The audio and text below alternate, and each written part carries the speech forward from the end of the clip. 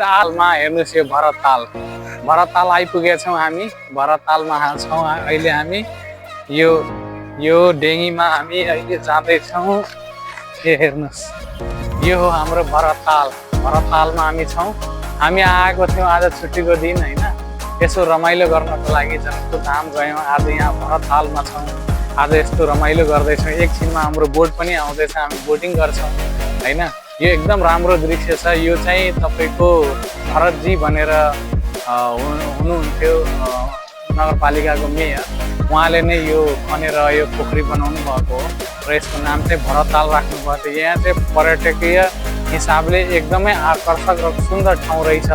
यहाँ चाहिँ तपाईँको बोटिङ गर्न सकिन्छ, पर्सनल बोटिङदेखि लिएर तपाईँको ग्रुपमा पनि बोटिङ गर्न सकिन्छ।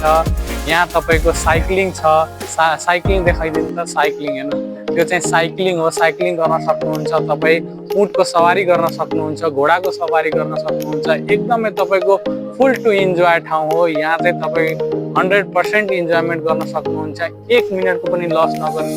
आउनुहोस् यो भरततालमा आफू र आफ्नो परिवारको साथ। ल अहिले हामी बोटमा बसिसकेका छौँ होइन। यहाँ सबैजना बसिसकेका छौँ बोटमा। अब एकैछिनमा बोट स्टार्ट हुन्छ। सबैजना बोटिङ नेपालमा सायद पहिलोचोटि यो ठाउँमा बोटिङ यसरी स्टार्ट भयो होला होइन।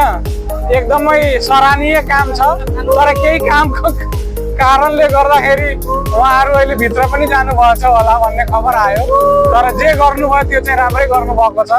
राम्रो काम छ है। यो चिजको लागि चाहिँ राम्रो काम छ। यो ठाउँको विकास भयो। यो कारणले गर्दाखेरि यो ठाउँलाई मान्छेले चिन्न पाए। नेपाल र इन्डियाका धेरै व्यक्तिहरू आएर यो ठाउँलाई चिनिसके।